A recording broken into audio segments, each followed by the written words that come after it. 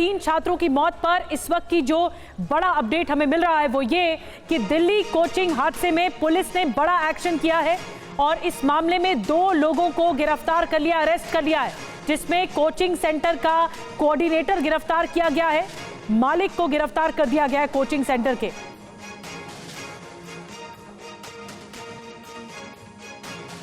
इस मामले में हमने एक एफआईआर भी रजिस्टर कर लिया है, जो एफआईआर राजेंद्र नगर थाने में दर्ज किया गया है। एफआईआर वो कोचिंग सेंटर के खिलाफ, जो उस बिल्डिंग मैनेजमेंट के लोग हैं उनके खिलाफ, जो वहाँ पर उस ड्रेन के मेंटेनेंस के रिस्पॉन्सिबल थे उन लोगों के खिलाफ, और ऐसे और भी लोग जो इस इन्वेस्टिगेशन में जिनका रोल पाया जाएगा उन सब के खिलाफ ही एफआईआर दर्ज किया गया है। और अभी हमने 2 व्यक्तियों को इसमें डिटेन भी किया है, जो कि उस कोचिंग सेंटर के ओनर और कोऑर्डिनेटर हैं। और 2 सहयोगी हमारे इस वक्त मौका घटना पर मौजूद हैं। एक तरफ हमारे सहयोगी विपिन चौबे जुड़ रहे हैं और दूसरी तरफ पुनीत शर्मा भी जुड़ रहे हैं। हमारे साथ जीत भाटी जुड़ रहे हैं, जीत के पास चलेंगे, लेकिन सबसे पहले विपिन के पास चलते हैं। विपिन, इस वक्त जो पुलिस का एक्शन है वो बड़ा एक्शन है, 2 लोगों का अरेस्ट हो गया है, गिरफ्तारी हो गई है। जी बिल्कुल, ये एक बड़ा एक्शन है। कोचिंग सेंटर के मालिक और कोऑर्डिनेटर्स दोनों को गिरफ्तार कर लिया गया है। पुलिस के आला अधिकारी इस वक्त मौके पर मौजूद है। छात्रों की संख्या बढ़ती जा रही है, आक्रोश बढ़ता जा रहा है और आसपास के इलाकों से भी छात्र यहां पर आते जा रहे हैं। उन सब की मांगों को जो लिस्ट है वो लंबी होती जा रही है, लेकिन बहुत जायज मांगे हैं। वो एक मैकेनिज्म चाहते हैं कि लाखों की फीस हम देते हैं लेकिन हमारी सुरक्षा को सुनिश्चित नहीं किया जाता है। किसी कोचिंग में आग लग जाती है, कहीं से कोई छात्र करंट से मर जाता है और कहीं डूब कर मर जाता है। तो ये जो एक्शन है पुलिस का, अब पुलिस एक्शन में जरूर आई है। पुलिस ने एफआईआर दर्ज की है, कोऑर्डिनेटर मालिक को गिरफ्तार किया है और ये बताने की कोशिश कर रही है कि हम बिल्कुल प्रॉम्प्ट एक्शन ले रहे हैं और हम कहीं से किसी को कोई छूट रियायत नहीं देना चाहते। लेकिन छात्रों का आक्रोश चरम पर है, छात्र नाराज हैं और छात्र एक ऐसी कार्रवाई चाहते हैं जो कम से कम कोचिंग संचालक न सिर्फ दिल्ली, पंजाब, बंगाल, महाराष्ट्र, राजस्थान, इन तमाम जगहों पर जो कोचिंग सेंटर चल रहे हैं उनके लिए नजीर बने और ऐसे कोचिंग संचालक कम से कम छात्रों की सुरक्षा को सुनिश्चित कर सके। इसको लेकर बातचीत हो रही है और नेगोशिएशन चल रही है, लेकिन छात्र मानने को तैयार नहीं है। आक्रोश बढ़ता जा रहा है और छात्रों की तादाद इस वक्त यहां पर बढ़ती जा रही है। निधि,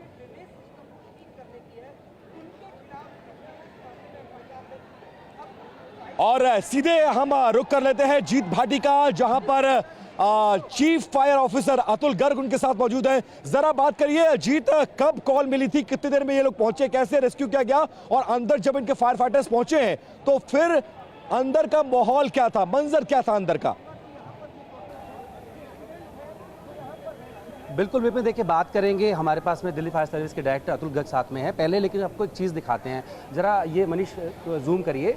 ये देखिए, ये फायर विभाग की एनओसी है 9 जुलाई की, जिसमें साफ तौर पर जहां कोचिंग था, जहां पर हादसा हुआ है, उस बेसमेंट को पार्किंग बताया गया था, स्टोरेज बताया गया था और यही बता करके दिल्ली फायर सर्विस और एमसीडी से कंपनी से सर्टिफिकेट लिया गया था। अतुल गर्ग जी मेरे साथ है। अतुल जी, आपके साइन है यहाँ पर, क्या आपको बताया गया था, पार्किंग में क्या चल रहा है? देखिए, जब ये इंस्पेक्शन हुआ था, हमारे पास एमसीडी से केस रिफर हुआ था, तो इसको जो एनओसी दिया गया है, ये एक तो फायर फाइटिंग के लिए एनओसी, फ्लड के लिए एनओसी नहीं होता है। और ये एनओसी इसलिए दिया गया था कि ये बेसमेंट जो यूज़ करेंगे वो पार्किंग और स्टोरेज के लिए यूज़ करेंगे। अनफॉर्चुनेटली एनओसी मिलने के बाद ऐसा लगता है ये एनओसी की टाइम में इन्होंने उसको स्टोरेज दिखा के हमसे जो है एनओसी लिया, क्योंकि इनकी हमारे पास अंडरटेकिंग भी है, उन्होंने भी उसमें लिख के दिया है इसका यूज़ जो है वो स्टोरेज है। और उसके बाद जो इन्होंने ये ऐसा किया गया है, तो ये एक बहुत बड़ा वायलेशन है। ये तो जानबूझ के मेरे को कहना चाहिए कि ये जानबूझ के आपने लोगों को उसमें मौत के मुंह में ढकेल दिया। आप ले रहे हैं स्टोरेज के लिए और आप उसमें क्लास चला रहे हैं। ये बताइए कि आपने जो है 9 जुलाई को आगे एसओसी दे दी, क्या उसके बाद कोई इंस्पेक्शन होता है कि पता करें कि जो जिसके लिए दिया गया वो सब हो रहा है, कुछ और हो रहा है वहाँ पे? नहीं, ऐसा नहीं होता। देखिए, हम जो एनओसी देते हैं 3 साल के लिए होता है और हम उसमें हमारी कुछ कंडीशन होती है और उस एनओसी की कॉपी हम एमसीडी को भी देते हैं, क्योंकि हम फायर फाइटिंग डिपार्टमेंट है और हमारे पास एनओसी हम तब देते हैं जब केस रिफर होता है। ये केस भी हमारे पास एमसीडी से रिफर हुआ था। डायरेक्ट कोई हम केस को डील नहीं करते हैं, सारे ही केस में, इस केस में नहीं, हर एक केस में बिल्डिंग अथॉरिटी जो है हमारे पास केस को रिफर करती है, हम इंस्पेक्ट करते हैं और एनओसी देते हैं और इसको 3 साल के बाद रिन्यू कराना पड़ता है। अब ये बताइए कि ग्रॉस वायलेशन आपने देख लिया इसमें, अब फायर ब्रिगेड क्या, फायर सर्विस क्या इस पर एक्शन ले सकता है? देखिए, इस पर 2 एक्शन तो बनते ही हैं हमारे। एक पहला कि इसका एनओसी विड्रॉ किया जाए, दूसरा, पुलिस को और एमसीडी को भी ये चिट्ठी लिख दें कि भाई इसने वायलेशन किया था, जिस चीज़ के लिए एनओसी दिया गया था ये उसकी जगह मिसयूज़ कर रहा था। जैसे अगर आपको याद होगा, एक बार पहले भी बवाना में एक फैक्ट्री में आग लगी थी, इसमें 16 या 17 मजदूर मर गए थे। वो फैक्ट्री ने लाइसेंस किसी और चीज़ के लिए लिया था, काम पटाखे का कर रहा था, तो इस वजह से दुर्घटना हुई। यहाँ भी अगर ये स्टोरेज के लिए करता तो दुर्घटना नहीं होती, पानी बेसमेंट में नहीं भरता। बेसमेंट तो स्टोरेज के लिए था, सामान खराब होता है और बच्चे नहीं आते, तो ये तो जानबूझ ऐसा के करो, किया फेस गया चेहरे काम पर है आओ। कि आपने स्टोरेज के लिए चेहरे लिया, पर। उसमें बच्चे बैठाए। और दूसरी एक बात और कहना चाहूँगा मैं, यहाँ पे पानी भरता है, ये बात वहाँ के लोगों को पता है, मतलब जो उस बिल्डिंग के ओनर है और जो क्लास इस, क्योंकि जी बिल्कुल। तो जीत भाटी हमारे संवाददाता chief fire officer Atul Garg से बात कर रहे थे और उन्होंने कई बड़े खुलासे इस बातचीत में किए। उन्होंने साफ किया है कि 9 जुलाई को ही इस बिल्डिंग, इस कोचिंग इंस्टीट्यूट को उन्होंने एनओसी दी थी। 2 बेसमेंट बनाए गए थे, एक ग्राउंड फ्लोर पर बेसमेंट था जिसको पार्किंग के तौर पर इस्तेमाल करना था, और दूसरा बेसमेंट जिसे लाइब्रेरी के तौर पर इस्तेमाल किया जा रहा था, उसकी एनओसी उन्हें स्टोरेज के नाम पर मिली थी। 9 तारीख को एनओसी मिली, एनओसी का वायलेशन किया गया, नियमों के विपरीत जाकर छात्रों को वहां पर बैठाया गया और इस हादसे को अंजाम दिया गया है। ये तमाम खुलासे हमारे संवाददाता जीत भाटी के इंटरव्यू में, जिसमें chief fire officer Atul Garg उनके साथ मौजूद थे, उन्होंने किया है। और एक बार हम अपने तमाम सहयोगियों के पास चलते हैं। जीत भाटी से मैंने आपकी बात कराई, अब सीधे लिए चलते हैं आरएमएल हॉस्पिटल, जहां पर कुमार कुंदन इस वक्त वहां पर मौजूद है। कुंदन का रुख करेंगे, लेकिन यह बहुत बड़ी खबर है कि एनओसी का वायलेशन किया गया है। उस बेसमेंट का इस्तेमाल स्टोरेज के नाम पर लिया गया था, एनओसी ली गई थी, लेकिन बच्चों की लाइब्रेरी बनाई गई, बच्चों को नियमों के विपरीत जाकर बिठाया गया, क्लासेस चलाई गई और इतनी बड़ी घटना हुई है। ये उन तमाम कोचिंग इंस्टीट्यूट्स की हकीकत है जो लाखों रुपए फीस लेते हैं अपने छात्रों से, लेकिन सुविधा के नाम पर कुछ भी नहीं देते। सिंगल एंट्री, सिंगल एग्जिट, एक टॉयलेट, और उसी का परिणाम यह हुआ कि 3 मासूम छात्र जो देश के अलग अलग कोनों से यहां पर आए थे, वो इस हादसे का शिकार हुए हैं। तीनों की मौत हो चुकी है। डेड बॉडीज इस वक्त आरएमएल हॉस्पिटल में पड़ी हुई है, पोस्टमार्टम के लिए परिजनों का इंतजार है। और हमारे संवाददाता कुमार कुंदन सीधे आरएमएल हॉस्पिटल से हमारे साथ जुड़ रहे हैं और उनके साथ स्वाति मालीवाल है। जरा कुंदन बात करिए, स्वाति मालीवाल यहां भी आई थी, छात्रों से उन्होंने बातचीत की है, क्या कुछ कहना है, क्या कुछ आरोप लगा रही हैं और किस तरह की कार्रवाई स्वाति मालीवाल चाहती हैं? कहीं ट्रैफिक रुक जाता है और ये कहते हैं एंजॉय, क्योंकि ये खुद बैठ के एंजॉय कर रहे हैं। इनसे पूछिए ना कि ये कहाँ बैठे हैं, कहाँ छुप के बैठे हैं, क्यों नहीं आते? जाइए ना वहाँ पे जो प्रोटेस्ट हो रहा है बच्चों का, उनके पास जाइए, उनका गुस्सा झेलिए, आप उनसे माफी मांगिए। आप यहाँ तो आइए, कम से कम परिवारों से तो मिलिए। सुबह से कोई नहीं आया, सुबह से कोई नहीं आया अभी तक, कितनी शर्म की बात है। और आप जिम्मेदारी ही नहीं लेते, बस आप एक ट्वीट कर देते हैं कि जी हमने ये कर दिया, हमने वो कर दिया। जमीनी हालात और इनके ट्वीट, ये दोनों एक अलग अलग पोल पे हैं। अभी तक कोई कंपनसेशन का भी अलाउ नहीं किया इन्होंने। कोई कॉम्पनसेशन की बात नहीं हुई। कौन जिम्मेदार है? बिल्कुल सीधे सीधे दिल्ली सरकार और एमसीडी की जवाबदेही बनती है। इन बच्चों को 1-1 करोड़ का कॉम्पनसेशन दिलवाना होगा। मैं संसद में भी यही बात उठाऊंगी। एक आखिरी सवाल, इतने कम समय में इतने ज़्यादा बच्चों का मतलब लाइब्रेरी में और 3 बच्चों का डूब के मर जाना, अब लीपापोती हो रही है, ये उस पर फेंक रहा है, वो उस पर फेंक रहा है, ये आपको नहीं लगता है कि सिस्टम कहीं गड़बड़ हो गया है? पूरी तरीके से गड़बड़ है। दिल्ली सरकार और एमसीडी को बताना चाहिए कि किसने पैसे खाए हैं, कैसे इतने इलीगल लाइब्रेरीज चल रही थी, और अगर वो चल रही हैं उनका क्या सेफ्टी मैकेनिज्म है, क्या आपने ऑडिट करा है? अब जब इतना बड़ा एक हादसा हुआ है उसके बाद आप खड़े होकर बोलते हैं कि देखिए ये तो हमने ऑडिट करा है। अरे क्या ऑडिट करा, कहाँ ऑडिट करा? इतना बुरा हाल हो गया, 5 मिनट में बता रहे हैं कि इतना पानी आ गया कि बच्चे मर गए, 10-10 फुट पानी अंदर आ गया। उसी से थोड़ी देर पटेल नगर में आपने देखा कि 3 दिन पहले क्या हुआ है। आपको लगता है कि हादसों से कोई सबक नहीं लगा सिवाय बयानबाजी के? बिल्कुल सीधे सीधे सिर्फ बयानबाजी हो रही है। मैं इनसे अपील करती हूँ, अपने अपने घर में एयर कंडीशन से बाहर निकलो, उन स्टूडेंट से जाके मिलो, इन परिवारों से मिलो, और सबसे ज़्यादा ज़रूरी उन सारा उस एरिया का एक प्रॉपर ऑडिट करवाओ कि चल क्या रहा है, कैसे इतने सारे इलीगल लाइब्रेरीज चल रही हैं, किसने पैसे खाए हैं, उसकी जवाबदेही भी तो तय होनी चाहिए। अब तो कोई सरकार में भी दिक्कत नहीं है, इनकी ऊपर नीचे सब जगह सरकार है, अब तो एमसीडी पे भी नहीं फेंक सकते, दिल्ली जल बोर्ड दोनों इसमें दोषी है। जो भी इस वक्त सिर्फ बयानबाजी कर रहा है और जो भी बस ये कह रहा है अपने घर में बैठ के एक ट्विटर का गेम खेल रहा है, उसको शर्म आनी चाहिए, इनको सड़क पे उतरना चाहिए। निश्चित रूप से विपिन, आपने देखा कि स्वाति मालीवाल ने स्पष्ट रूप से कहा कि ये ट्विटर गेम करने की ज़रूरत नहीं है, सड़क पे निकल के काम करने की ज़रूरत है और परिवार वालों से मिलने की ज़रूरत है। अभी मैं आरएमएल अस्पताल में मौजूद हूँ, परिवार का कोई भी सदस्य, मैं थोड़ा तस्वीरों में दिखाना चाहूँगा। बिल्कुल अभी तक कोई, कुंदन आप सही कह रहे हैं, ये सिस्टम की मौत है, ये उस उम्मीद आकांक्षाओं की मौत है जिस उम्मीद आकांक्षाओं को पूरा करने के लिए अपने बच्चों को कई हजार किलोमीटर दूर माता पिता बहुत उम्मीदों के साथ भेजे थे, लेकिन आज वो तमाम आकांक्षाएं, तमाम उम्मीदें, तमाम अपेक्षाएं सब कुछ टूट रही हैं। सिस्टम का दम घुट रहा है और सिस्टम की वजह से आज उन परिवारों को इस मुकाम पर लाकर खड़ा कर दिया कि उन्हें अपने बच्चों को खोना पड़ा है। ये बहुत ज्यादा दुखदायी स्थिति है। हमारे एक और संवाददाता पुनीत शर्मा, जो कि आज सुबह 6 बजे से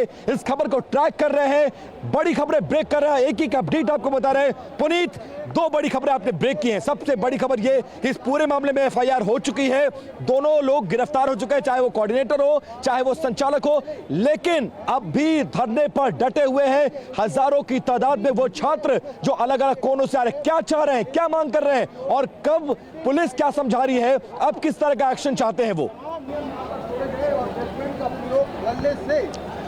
देखिए, जितने भी आईएएस एस्पायरेंट्स थे, ये लोग देश का भविष्य बनाने के लिए सिविल सर्विसेज में आना चाहते थे, लेकिन यहाँ पर जो हादसा हुआ उसमें 3 आईएएस एस्पायरेंट्स की मौत हो गई है। अब जो हजारों सैकड़ों आईएएस एस्पायरेंट्स हैं जो आईएएस बनना चाहते हैं, प्रशासनिक अधिकारी बनना चाहते हैं, वो अब कोचिंग सेंटर पर खड़े होकर के क्रांति कर रहे हैं। उनको मजबूरी में क्रांति का रास्ता अपनाना पड़ रहा है, क्योंकि यहाँ पर कहीं ना कहीं नियमों का अनदेखी की गई है, कहीं ना कहीं भ्रष्टाचार हावी होते हुए दिख रहा है। क्योंकि जिस तरीके से साफ तौर पर जो एनओसी जारी की गई है उसमें लिखा हुआ है कि जो 2 बेसमेंट है, एक का इस्तेमाल पार्किंग के तौर पर किया जाएगा जबकि दूसरे का स्टोरेज के तौर पर किया जाएगा। तो किसी भी नॉर्म में ये नहीं लिखा हुआ है कि इसका इस्तेमाल लाइब्रेरी के तौर पर किया जाएगा। सबसे बड़ी बात है कि जिस तरीके से पानी का तेज बहाव अंदर दरवाजे को तोड़ते हुए गया, कोई भी सुरक्षा के इंतजाम उन्होंने नहीं किए थे। सिर्फ एक दरवाजा, वहां से निकलने के लिए 30 से 35 बच्चों को काफी मशक्कत करनी पड़ी और 3 छात्रों की मौत हो गई है। लेकिन अब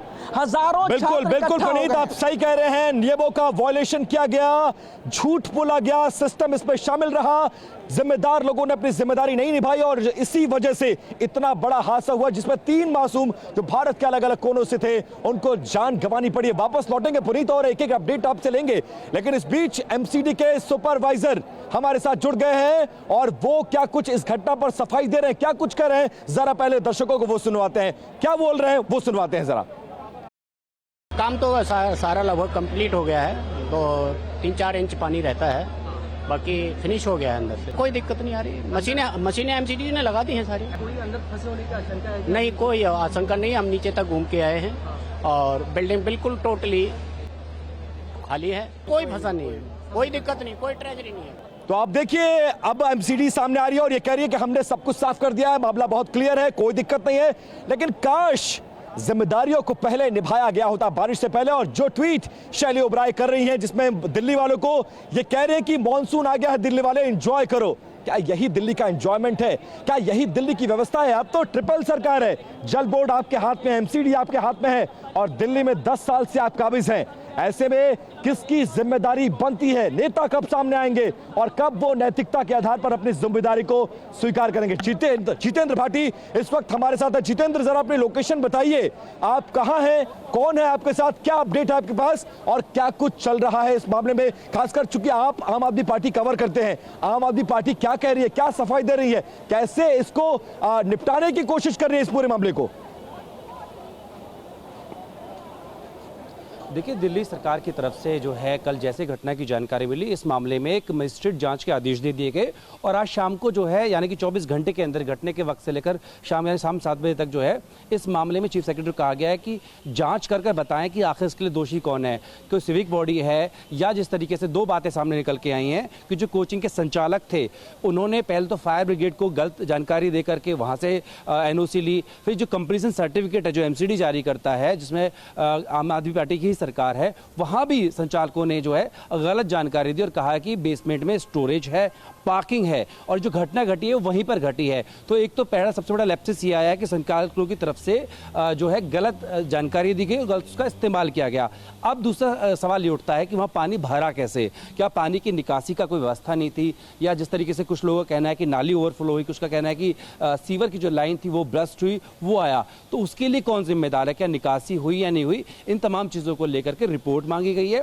ये रिपोर्ट आज शाम तक देनी है। उसके बाद में दिल्ली सरकार और एमसीडी जो है, क्योंकि उधर जो मेयर हैं शैली ओबराय, उन्होंने भी कमिश्नर को एक चिट्ठी लिखी है, उसमें भी उनसे कहा है कि आप इस मामले में जांच करिए और बताइए कि दोषी कौन है। जो 3 बच्चों की जान गई है, 3 छात्रों की जान गई है, जो कि कल देश में बड़े अफसर हो सकते थे, देश की दशा दिशा बदल सकते थे, उनकी जो जाने गई है उसके लिए जिम्मेदार कौन है, उस पर क्या एक्शन लिया जाए। तो इस रिपोर्ट का इंतजार है। रिपोर्ट के बाद बिल्कुल बिल्कुल जीत, सबसे बड़ा सवाल यही है कि जांचें हो जाएंगी, रिपोर्ट्स आ जाएंगे, लेकिन उन बच्चों की जानों का क्या जिन्होंने बेमौत, जिनको सिस्टम ने यहां पर मार दिया।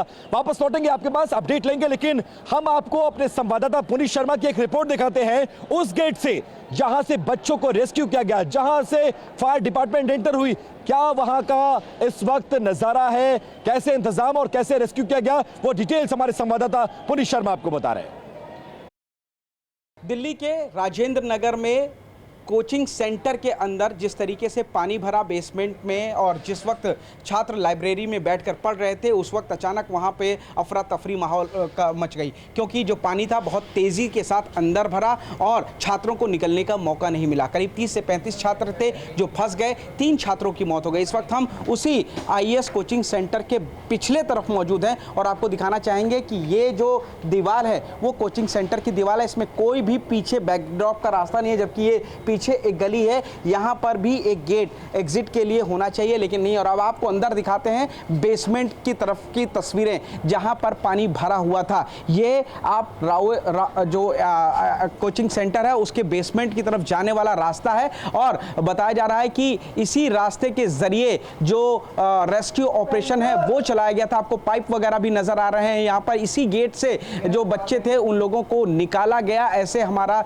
सूत्र बता रहे हैं। करीब 7 बजे फायर की टीम को खबर मिली थी, जो एनडीआरएफ मौके पर पहुंची, और ये उस कोचिंग सेंटर का पिछला हिस्सा है जहां पर जो बच्चे थे वहां बेसमेंट में फंस गए थे। और ये जो रास्ता है यहां से होते हुए जो एनडीआरएफ की टीम थी, फायर की टीम थी, वो निकली और उसके बाद बाहर से अंदर आकर के बेसमेंट की तरफ वो इस रास्ते से अंदर की तरफ गई जहां पर जो बच्चे थे वो लोग फंसे होते। शख्स हमारे साथ मौजूद हैं जिन्होंने ये सब सुना, बिल्कुल यहाँ पीछे ही वो रहते हैं। क्या नाम है आपका? सर मेरा नाम विष्णु है, मैं यहीं रेसिडेंट हूँ। इवन मैं यहाँ का यूपीएससी एस्पिरेंट हूँ। सर करीब शाम के टाइम था, सारा पानी जो चौक था, जो चौक वहाँ पर गले तक इतना पानी सारा भर गया था। उसके बावजूद भी किसी ने स्टूडेंट को इन्फॉर्म करने के बजाय स्टूडेंट को वहीं पढ़ते रहे थे। इवन मैनेजमेंट की पूरी रिस्पॉन्सिबिलिटी है जो इनको इस इतने बड़े इंसिडेंट के ऊपर इन्होंने ध्यान नहीं दिया।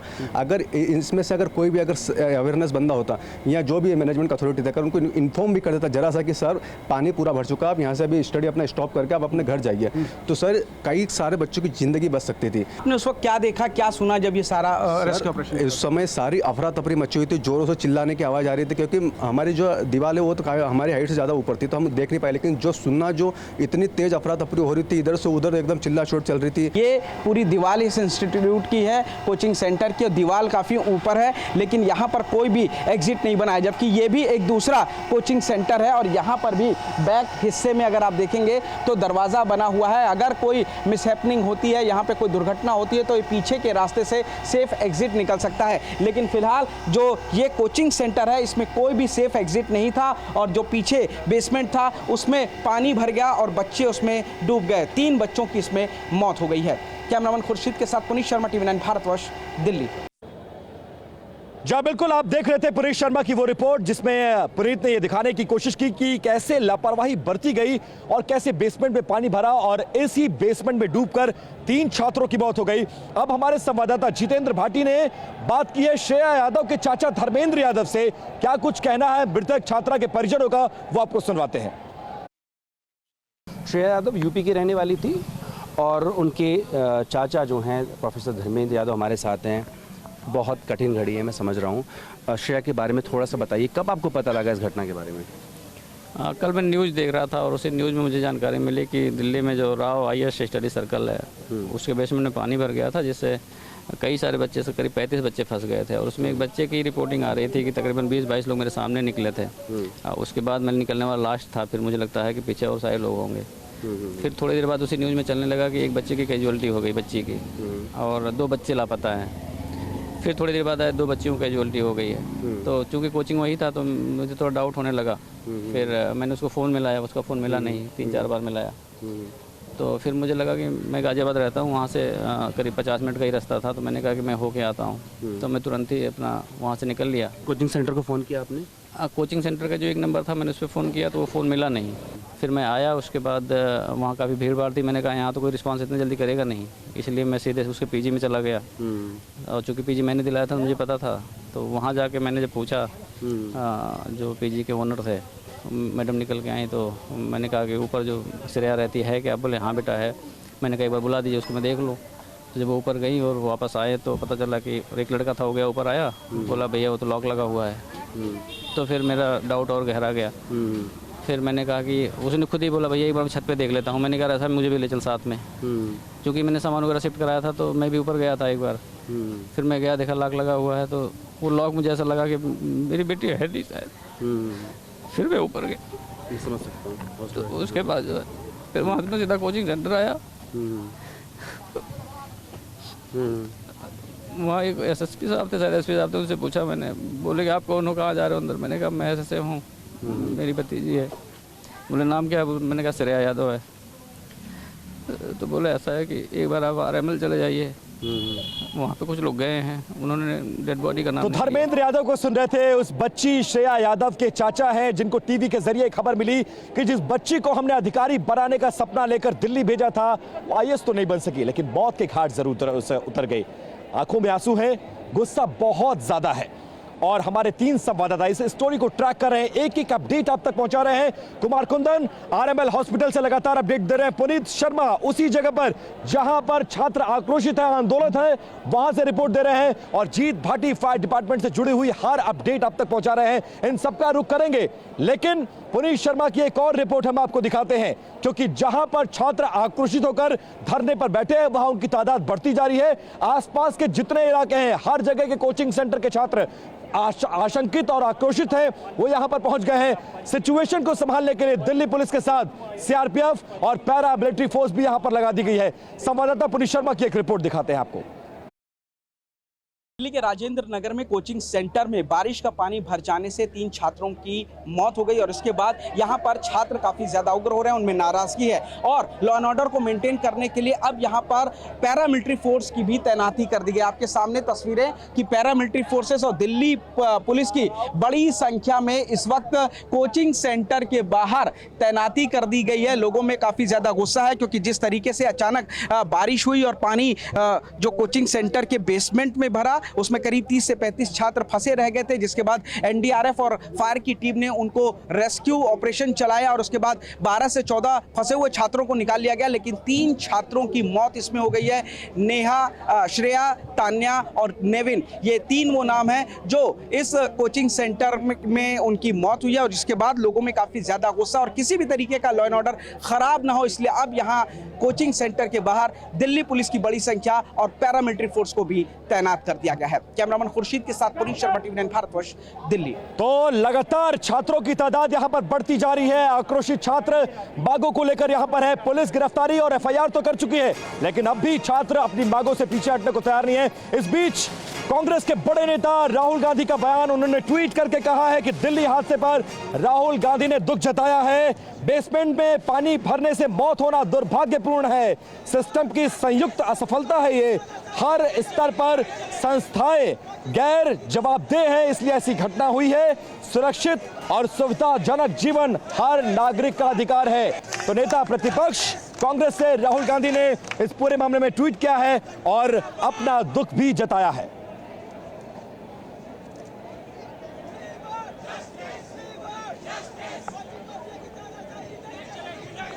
फिर से और इस पूरी घटना के बाद दिल्ली की मेयर शैली ओबराय का क्या कुछ कहना है, वो आपको सुनवाते हैं। इस घटना के बाद अब मैंने कमिश्नर एमसीडी को एक लेटर लिखा है जिसमें आप देख सकते हैं कि हमने 2 निर्देश मैंने दिए हैं। पहला, दिल्ली में जितने भी कोचिंग सेंटर्स हैं जो उन बिल्डिंग्स में चल रहा है जो एमसीडी के जुरिस्डिक्शन में आते हैं और बेसमेंट में बायलॉज के अगेंस्ट या नॉर्म्स के अगेंस्ट ऐसे कोचिंग सेंटर चल रहे हैं, उन पर सख्त से सख्त कार्रवाई हो, उन पर एक्शन लिया जाए। दूसरा, और अगर इस मामले में जो कल राजेंद्र नगर में हुआ कोई भी एमसीडी अधिकारी अगर जिम्मेदार है तो उस पर भी सख्त कार्रवाई की जाए। तो शैली ओबराय को आप सुन रहे थे। कमिश्नर को जांच दे दी गई है, मजिस्ट्रेट को जांच दे दी गई है। जांच रिपोर्ट का इंतजार हम कर रहे हैं और रिपोर्ट के बाद हम कार्रवाई करेंगे। लेकिन इतने भर से क्या काम चलेगा, इसी बात को लेकर बीजेपी से लेकर आम आदमी पार्टी के बगावती नेता स्वाति मालीवाल ने भी अब तमाम तरह के गंभीर आरोप लगाए। कुमार कुंदन जुड़ गए। कुमार, बेशक आम आदमी पार्टी, मेयर, सरकार के मंत्री सफाई दे रहे हो, जांच का हवाला दे रहे हो, लेकिन मौत तो हो गई ना। अब इस्तीफे की मांग की जा रही है और एक ऐसा मैकेनिज्म बनाने की मांग की जा रही है, कम से कम दिल्ली में आए, देश की राजधानी में आए छात्र सुरक्षित महसूस करके शिक्षा हासिल कर सके, इसको लेकर एक मैकेनिज्म बनाने की बात कही जा रही है। क्या कुछ डिटेल्स आपके पास है? देखिए विपिन, इससे ख़राब स्थिति शायद दिल्ली वालों की ना तो कभी पहले हुई थी और भगवान न करे हो। यकीन मानिए, कोई भी घटना होती है, 2 सरकारें हैं यहाँ, दोनों एक दूसरे पर सिर्फ फुटबॉल करते हैं और उसका नुकसान आम आदमी को भरना पड़ता है। आम आदमी यानी हम और आप जिस जगह पे खड़े हैं वहाँ की भीड़ रो रो कर बताने के लिए काफ़ी है कि सपने नहीं मरे हैं, पूरा परिवार और सब कुछ मरा है। जहाँ तक दिल्ली नगर निगम की बात है, आम आदमी पार्टी की सरकार है, दिल्ली सरकार आम आदमी पार्टी की है। अब तो परेशानी इस बात को लेकर है कि इस पूरे मामले में लीपापोती का आलम यह है कि एक दूसरे पर सब लोग तोहमत लगा रहे हैं। हकीकत में कहीं कुछ नहीं हो रहा और होगा भी नहीं। जो स्थिति है उस स्थिति को देखकर तो यही लगता है। स्वाति मालीवाल आ रही हैं, कंपनसेशन की बात कर रही हैं, कह रही हैं कि राज्यसभा में मैं मुद्दा उठाऊंगी, लेकिन जिनके परिवार से सदस्य चले गए उनका क्या? 3 दिन पहले विपिन, उसी इलाके में जहां आप खड़े हैं, उसी इलाके में पटेल नगर में एक शख्स की मौत होती है और किस तरीके से मौत होती है वो भी यूपीएससी की तैयारी करने के लिए आया था। करंट लगने से उस शख्स की मौत होती है और उसके 3 दिन बाद उसी के बगल में राजेंद्र नगर में इस तरीके की घटना होती है। आप ज़रा सोचिए, सिस्टम की स्थिति ये है, कोई कॉग्निजेंस लेने को तैयार नहीं है। अकाउंटेबिलिटी के नाम पर सारा सिस्टम जीरो चल रहा है और इन सब के बीच हाय तौबा 1 या 2 दिन के लिए मस्ती है, तीसरे दिन से वही स्थिति हो जाती है। अगर सिस्टम अपना काम करता, डबल सरकारें अपना काम करती तो शायद ये स्थिति नहीं बनती। अब देखिए, कोचिंग सेंटर हादसे पर बीजेपी ने दिल्ली सरकार पर गंभीर आरोप लगाया और दिल्ली एलजी से आरोपियों के खिलाफ कड़ी मांग की, कार्रवाई की है। क्या कुछ कह रही है दिल्ली बीजेपी के नेताओं के द्वारा, वो आपको सुनवाते हैं। राजेंद्र नगर में जो कल हुआ, ये हादसा नहीं हत्या है। 3 बच्चे कल चले गए, एक बच्चा पटेल नगर का 5-7 दिन पहले चला गया। ये सब बच्चे क्या पढ़ने आए थे, अपना भविष्य बनाने आए थे, देश का भविष्य थे, लेकिन ये भ्रष्ट तंत्र उनको ले गया। और दिल्ली की मंत्री कितने घंटे हो गए इस हादसे को हुए, अब तक हिम्मत नहीं जुटा पा रही है वहां जाने की और कहती हैं जांच करेंगे। क्या जांच करेंगी आप? आपको तो तुरंत इस्तीफा देना चाहिए। 3 मासूम बच्चों को अपनी जान देनी पड़ी है, उसका कारण सिर्फ एक ही है, अरविंद केजरीवाल की नाकामी, अरविंद केजरीवाल का भ्रष्टाचार। जिस प्रकार से जो खबर लगी है कि बच्चे और वहां के लोकल रेजिडेंट कई दिन से कह रहे थे कि यहाँ का ड्रेनेज को आप साफ करिए, यहाँ पानी बहुत भर रहा है, लेकिन वहां के विधायक और अरविंद केजरीवाल की सरकार ने उसको अनसुना किया। मांग करता हूं लेफ्टिनेंट गवर्नर साहब से कि जो कोई भी व्यक्ति है इसका जिम्मेवार है, उसके ऊपर क्रिमिनल नेग्लिजेंसी का केस बनना चाहिए, हत्या का केस बनना चाहिए। के नेता भी अब सामने आ रहे हैं, एलजी से कड़ी कार्रवाई की मांग कर रहे हैं और दिल्ली के मुख्यमंत्री के इस्तीफे की मांग कर रहे हैं। इस बड़ी खबर पर हमारी नजर बनी रहेगी। 3 संवाददाता हमारे साथ जुड़े हुए थे, उन तीनों संवाददाताओं का बहुत शुक्रिया और इस खबर की एक-एक अपडेट हम देते रहेंगे, क्योंकि ये सिर्फ एक 3 बच्चों की मौत नहीं है, ये उम्मीद, आकांक्षाओं, अपेक्षाओं की मौत है और भरोसे का कत्ल है। क्या इस भरोसे को वापस हासिल किया जा सकता है, ये बड़ा सवाल है। इस खबर पर बने रहेंगे। कुछ और बड़ी खबरों के लिए रुक कर लेते हैं दिल्ली स्टूडियो का। मेरी सहयोगी निधि वहां पर मौजूद है। ओवर टू यू निधि। और आइए खबरों में आगे बढ़ते हैं। खबर मुंबई से, आपको बता दें महाराष्ट्र के नवी मुंबई में सनसनीखेज वारदात हुई है। 20 साल की युवती की बेरहमी से हत्या कर दी गई। हत्यारे ने हड्डियां तोड़ी, पत्थर से चेहरा तक कुचल दिया। गुरुवार से लापता थी 20 साल की यशस्वी शिंदे। युवती के बॉयफ्रेंड दाऊद पर हत्या का शक है। और इस बीच आपको बता दें कि नवी मुंबई में यशस्वी हत्याकांड मामले में जांच तेज हो गई है। पुलिस ने जांच के लिए 3 टीमें गठित की हैं। जांच के लिए क्राइम ब्रांच की 2 टीमें बनाई गई हैं। तो ये मामला सन्न कर देने वाला है। 20 साल की युवती की बेरहमी के साथ हत्या कर दी गई। जांच के लिए क्राइम ब्रांच की 2 टीमें बनाई गई हैं जो इस पूरे मामले पर कार्रवाई कर रही हैं।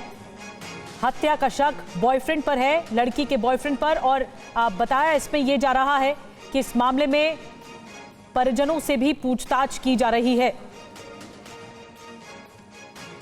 10 बड़ी बातें इस केस से जुड़ी हुई क्या है आपको बताते हैं। निर्ममता बर्बरता की सारी हदें पार कर दी गई। शरीर के अंगों को तोड़ा गया। प्राइवेट अंगों पर जख्म के निशान किए गए। प्राइवेट अंगों के कपड़े फटे हुए थे। सिर मुंह को कुचल दिया गया।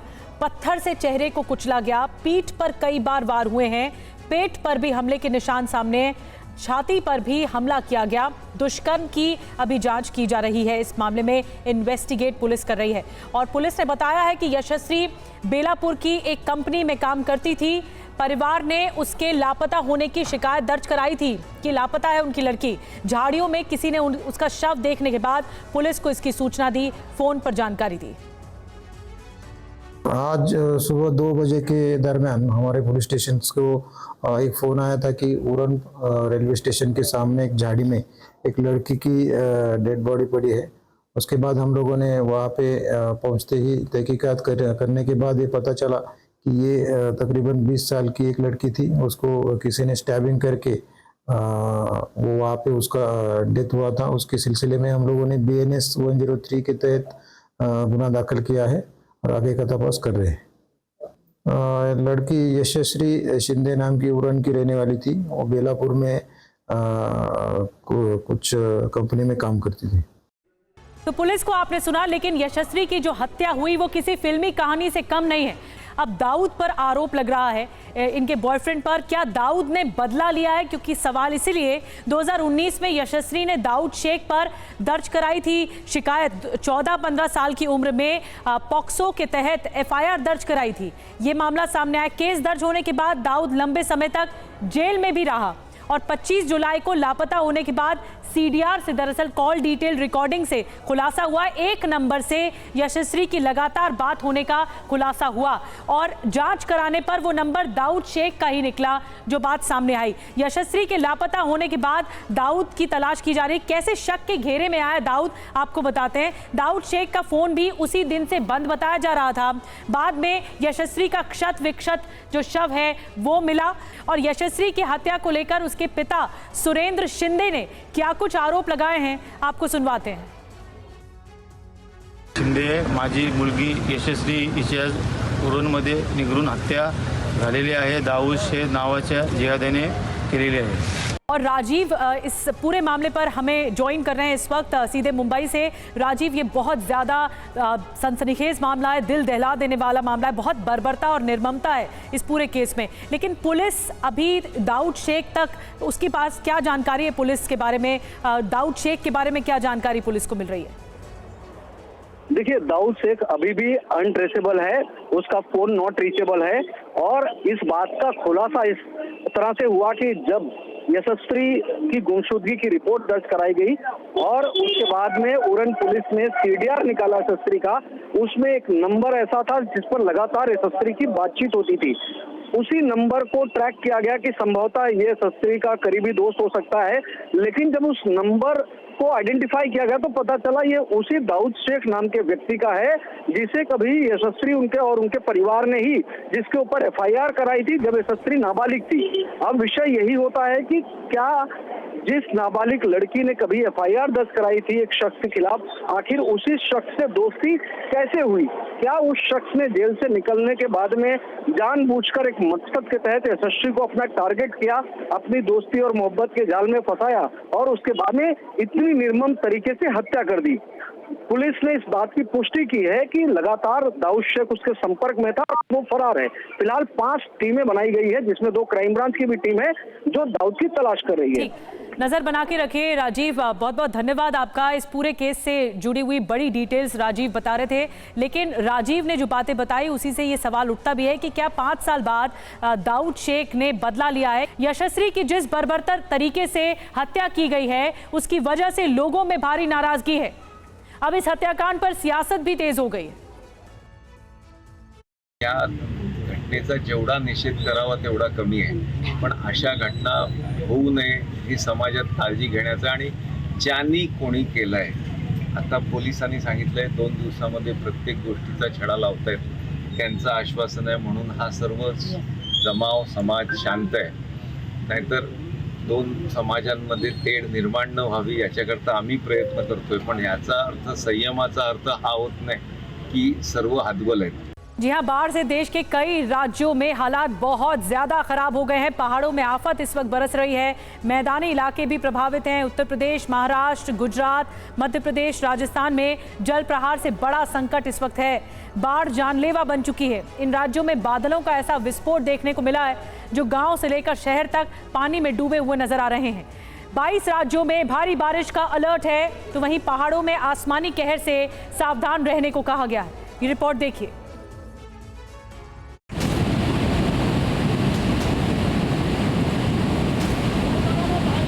पहाड़ों में आसमानी प्रहार,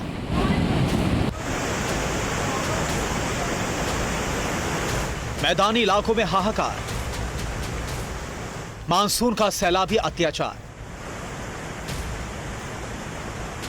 400 गांव में बाढ़ का आघात, आधे हिंदुस्तान में सैलाब का सितम। उत्तराखंड में नदियों का वेग प्रचंड है।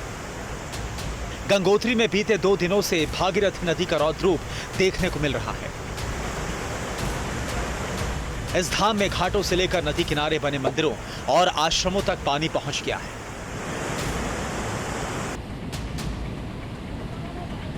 भागीरथ शिला, लक्ष्मी मंदिर, गणेश मंदिर सहित कई आश्रम और स्नान घाट डूब गए हैं। घाटों पर बनी कच्ची दुकानों में भी पानी घुस गया है।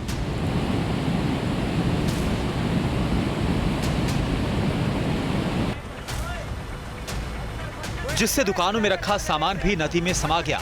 शनिवार को नदी के पास बनी शारदा कुटीर बह गई थी। इन दिनों कांवड़ यात्रा चल रही है और इसके चलते कांवड़िये गंगोत्री में भारी संख्या में पवित्र जल भरने पहुंच रहे हैं।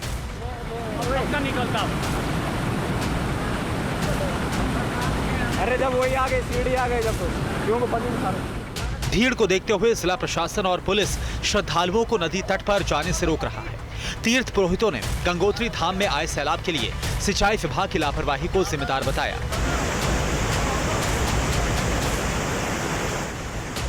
हमारी भागीरथ शिला, आरती स्थल और इतना सुंदर घाट बना हुआ था, जो कि आज भागीरथी गंगा मैया ने सारा बहा के ले गया। और बड़ा दुर्भाग्य की बात है कि ये सारी लापरवाही हमारे सिंचाई विभाग की है। पिछले बरस हमारे बाईं तरफ जो सुरक्षा वाल लगाई गई, यहाँ पे बड़ी बड़ी मशीनें आई थी और सारी जो इन्होंने ये गाद आया हुआ था, इसको इन्होंने सही ढंग से इसको नहीं लगाया और इसी वजह से गंगा मैया सारी जो है भागीरथ शिला के ऊपर पहुंच गई है। पहाड़ों में आसमानी सितम नहीं थम रहा है। आंखों के सामने ही ये मकान धराशायी हो गए। देखते ही देखते ये दुकानें नदी में समा गई। ये तस्वीरें टिहरी की हैं। नदी के किनारे बनी ये दुकानें सैलाब के प्रहार से जमींदोज हो गई। पल भर में ही उनकी जल समाधि बन गई।